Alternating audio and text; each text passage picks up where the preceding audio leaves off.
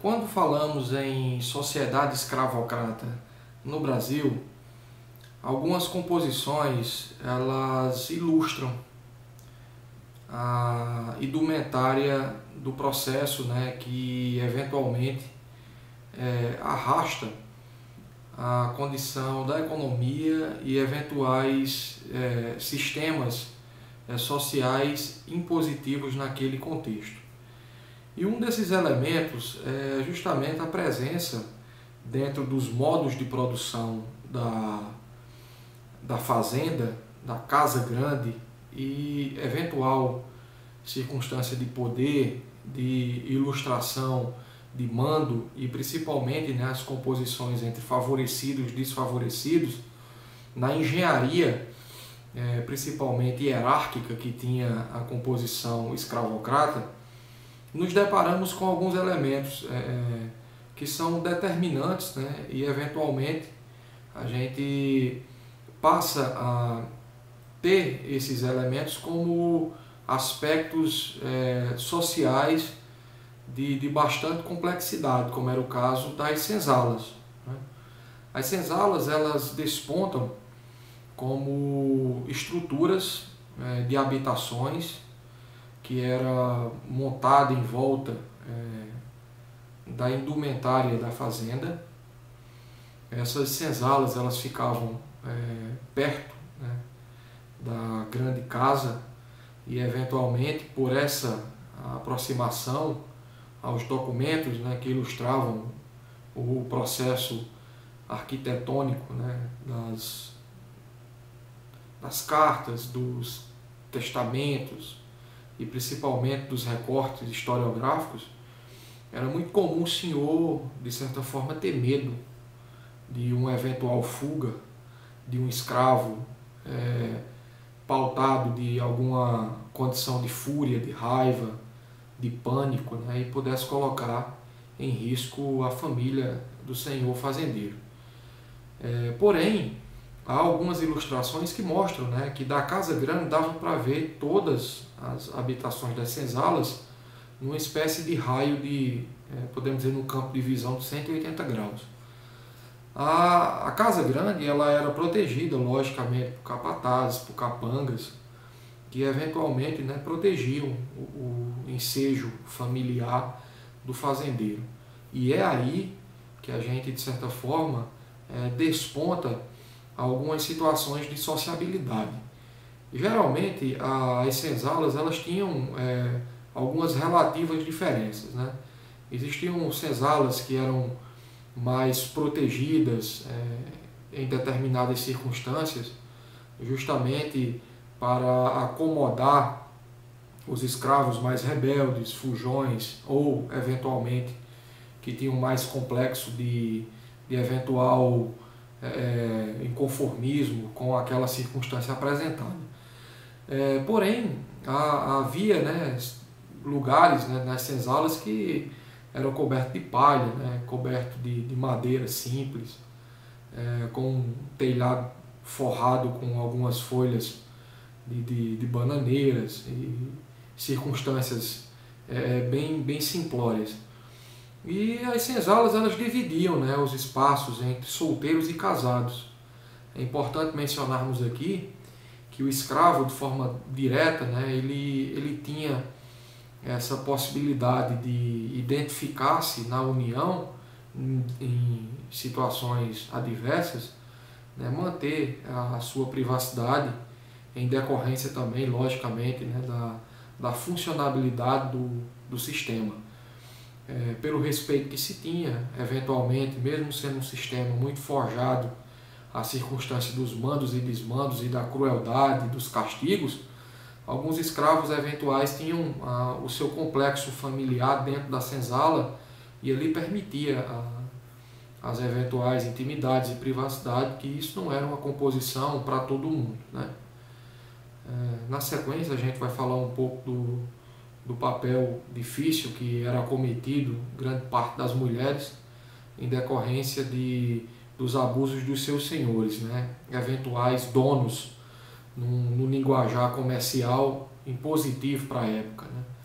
Então, assim, as senzalas elas tinham essa circunstância de guardar os escravos, né, em correntes, com eventuais situações de alguns castigos que impedisse que ele naturalmente pudesse utilizar da estrutura em alguns momentos simplória, pudesse fugir e trazer algumas consequências para o próprio senhor, né, dentro da ideia de que o escravo tinha uma grande valoração econômica, e eventualmente alguns escravos eles tinham marcas no seu corpo para atribuir assim. A gente pode fazer até uma relação, logicamente não no mesmo sentido, mas alguns escravos eram ferrados, como se ferra também alguns animais das fazendas para determinar ali a marcação de um território, né, com ferro quente na brasa, e era colocado essa marca como se fosse uma propriedade particular, e na visão do período era, porque era uma coisificação da vida, e naturalmente o escravo ele tinha essa determinação.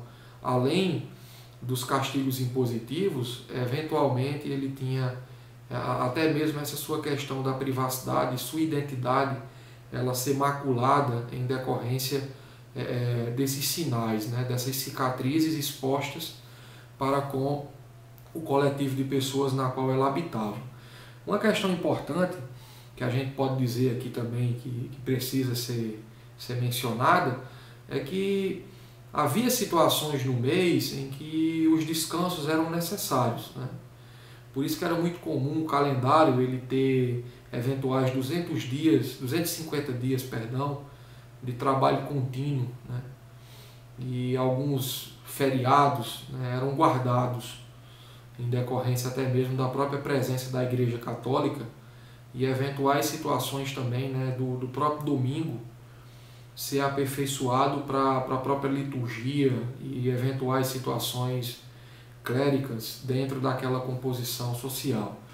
Então alguns dias eram acometidos de descanso, diga-se de passagem, poucos por sinal, porque quanto mais se usava o escravo de sol a sol, quanto mais o explorava, havia a determinação de que o escravo naturalmente iria dar ao senhor uma lucratividade mais conivente com o investimento gasto com ele. Essa era a visão.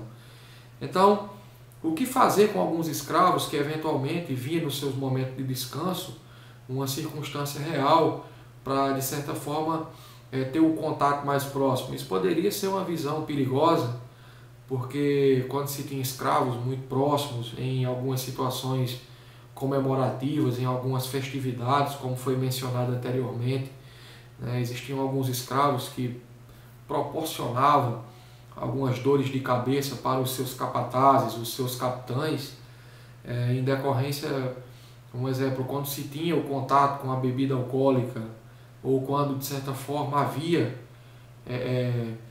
algum lembrete de uma situação inconveniente, constrangedora, que impusesse uma própria situação de denegrir a imagem para com o coletivo. Imagine você enxergar um escravo sendo humilhado diante de sua família, diante das pessoas mais velhas, diante de um eventual paixão, de uma paquera, de uma família. Como é que esse escravo iria, de certa forma, se posicionar em uma situação que ele tivesse a abertura de estar em contato com uma facilidade com os seus espancadores, né? Haveria uma espécie de represália, uma vingança e uma condicionante de fúria, que muitos escravos eram acometidos a fazer isso, né? Outra questão aqui que pode ser dita, e ela é bem complexa, haja vista que a mulher ela tinha várias facetas dentro da sociedade escravocrata, né? Muitas mulheres trabalhavam na composição da lavoura também, muitas mulheres trabalhavam nos serviços domésticos, e muitas eram acopladas à família dos senhores, oriundas da sua confiança, desde o instinto materno, né? A própria alimentação materna, como também dentro de uma circunstância de favorecimentos e privilégios, né? As escravas mais antigas tinham essa abertura em decorrência de seu comportamento, de sua sobriedade e, podemos dizer assim, de sua fidelidade proporcionada ali a um contexto podemos dizer assim, de nunca terem se levantado contra os seus donos. Essas mulheres trabalhariam em cozinhas, cuidando da casa, do preparo das crianças, né? E algo próximo ali da sinhá. Logicamente, isso não era uma circunstância para todas as fazendas, para todo o território. Isso era algo mais de composição, grosso modo falando. Mas algumas escravas, e essa parte aqui é até doída de ser dita, porque algumas escravas eram utilizadas também para a exploração sexual dos seus senhores. Era muito comum nos relatos, principalmente nos livros que foram mencionados para esse estudo, algumas escravas serem utilizadas como objeto de adorno para satisfazer sexualmente os seus donos. Era muito comum a ideia da atração da mulher negra, principalmente pela composição e estrutura corporal e principalmente a formosura que a mulher negra atribuía dentro de um composto de sensualidade, dentro de uma perspectiva, né, de envolvimento. E muitas mulheres eram atribuídas aos castigos psicológicos, à monstruosidade do abuso, do estupro, e principalmente, né, quando essas mulheres tinham sua vida familiar em andamento, sua intimidade já encaminhada, já encontrava o seu amor ali nas fazendas, na lavoura, era muito comum, entre o ato de dizer não, de se rebelar contra os seus capitães e principalmente na usura da prática sexual, a mulher ela ser imposta, e era comum às vezes o senhor praticar o ato sexual na frente dos seus escravos, né? Dentro de uma composição de mando. Eu comprei você, usarei da maneira que eu desejar. E era comum também, muitas vezes a escrava engravidava e teria ali aquilo que a gente entende de filhos bastardos, ou seja, não eram aceitos pelos seus senhores em decorrência de uma posição social pautada exclusivamente na projeção do que o racismo foi identificado como elemento determinante dentro dessa sociedade medíocre e eventualmente fatídica a propositura de enxergar esses mandos e desmandos dentro da intimidade, dentro da privacidade, no que diz respeito da composição entre pessoas. Então, muitos filhos eram predeterminados a não serem batizados, a não ter um sobrenome, em decorrência desse mando nojento, asqueroso, impositivo do homem branco para com